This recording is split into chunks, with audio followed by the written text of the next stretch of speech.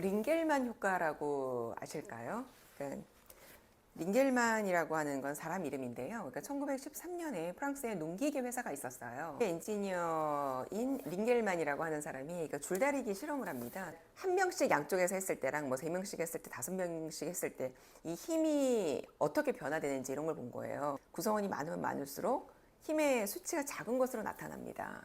구성원이 3명일 때에는 내가 가지고 있는 힘에서 그러니까 한 80%대만 사용을 하는 거고 구성원이 8명으로 늘어나면 내가 가지고 있는 에너지를 100이라고 했을 때 60%대의 힘만 사용을 한다는 거예요. 구성원이 늘어나면 늘어날수록 어떤 일의 그 공헌도라고 해야 되나 이게 점점 줄어든다는 거죠. 이를 링겔만 효과라고 합니다. 지금은 많은 곳에서 팀으로 일을 합니다. 팀제로요. 근데 팀제로 일을 하는 이유는 뭐냐면 제가 이거 늘 말씀을 드리는데 이 친구가 100을 하고 이 친구가 100을 하면 둘이 하면 200을 하는 게 아니라 250을 한다 그랬어요. 그러면 팀으로 했을 때 훨씬 더 시너지가 많이 나기 때문에 그리고 실제 많은 연구에서도 20년 전보다 팀으로 하는 업무가 훨씬 더 많아졌다 이런 얘기들 하거든요. 근데 이제 이것도 두 가지 맥락으로 봐야 되는 게 무조건 팀으로 하는 게 좋다라는 것보다 그러니까 팀으로 하는 게 좋은 이유 중에 하나는 빠르게 피드백을 주고받을 수 있으니까 혼자 하는 것보단. 그런데 또 너무나 팀이 잘 구성이 되어 있으면 나 하나쯤이야 이런 생각도 하게 된다는 거죠.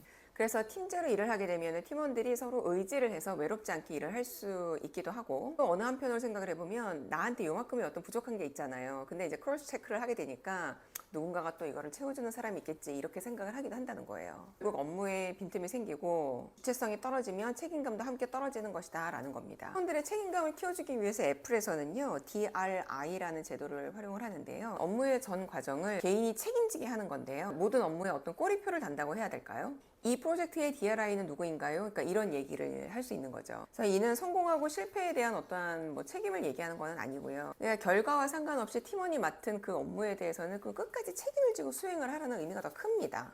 그래서 결과가 만족스럽지 않더라도 과정에 대해서 최선을 다했다면 직원은 좋은 피드백을 받을 수 있다는 거죠. 최근에는 한국 조직에서도 그런 조직이 있더라고요. 그러니까 어떤 성과 하나만 보는 게 아니라 이 성과를 평가를 할 때 얘를 도와줬던 보이지 않는 팀원들에 대한 평가도 함께 하는 거예요. 성과가 잘 나지 않았어도 과정이 어떠했는지를 주변 사람들에게 물어보는 거죠. 그러니까 다면 평가랑은 또 조금 다르게. 그래서 이 DRI를 활용하고 있는 곳이 지금 제가 얘기한 뭐 애플 같은 곳도 있지만 이케아라고 하는 곳 아시잖아요. 이케아도 활용을 하는데 제가 이거 어떤 신문에서 인터뷰에서 한번 본 건데 이케아 인사 매니저가 이런 말을 했어요.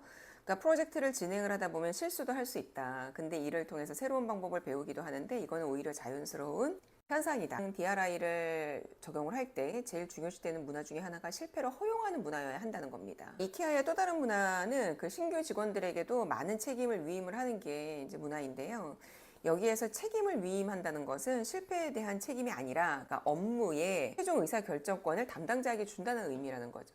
내가 정말 이걸 혼자 결정해도 되나? 이런 부담감이 있을 수도 있어요. 스스로 고민을 하고 결정하는 그 과정에서 큰 책임감, 더 큰 주인의식을 갖게 된다는 거죠. 근데 그런 책임감이나 주인의식을 경험을 하는 것만으로도 굉장히 성장할 수 있거든요. 스타트업을 중심으로 해서 이런 DRI를 활용하고 있는 곳이 많은데 그러니까 대부분 이렇게 얘기를 합니다. 이 DRI 시스템을 적용하는 그 이유 중에 하나는 굉장히 빠르게 변화되잖아요. 그러니까 모든 전권에 대해서 그 책임자에게 어떤 권한과 책임을 주는 거니까 누군가에게 뭐 예를 들어 뭐 승인을 받고 누군가에게 허락을 받고 누군가에게 어떤 결제를 받고 이렇게 하는 것보다 그냥 즉각적으로 판단.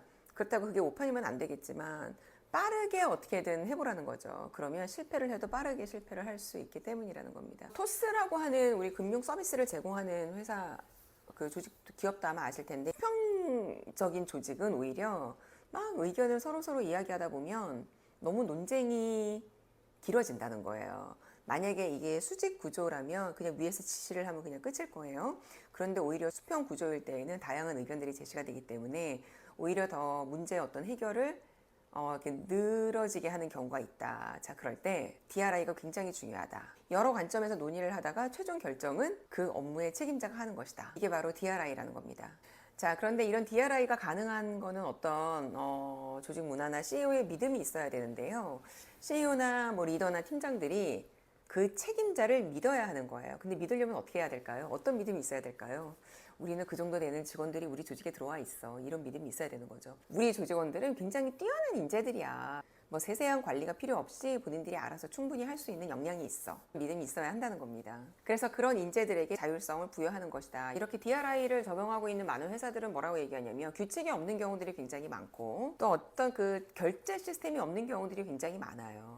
이 규칙이 없다? No rules. 이거 어디서 많이 들어본 것 같지 않으세요? 넷플릭스의 조직 문화도 바로 이러합니다. 본인의 일에 대해서 책임을 지지 않는 어떠한 팀원이 있다 그러면 DRI를 조직에서 적용을 해보는 건 어떨까요? 그래서 모든 책임을 그에게 준다면 오히려 책임감이 더 많이 생길 거고요. 그러면 선생님 그러한 직원을 채용을 해야 되잖아요. 그렇게 똑똑한 친구들이 우리 회사는 없어요. 근데 이것도요, CEO나 리더의 믿음입니다. 우리가 만약에 그를 그 정도의 능력이 있는, 역량이 있는 직원이라고 믿는다면 그는 그 기대에 부응하기 위해서 더욱더 열심히 할 거니까요. DRI 제도를 통해서 개인이 주체적으로 일을 할 수 있게 한다면 책임감이 커지고 성과는 더욱더 향상이 될 거라 믿습니다.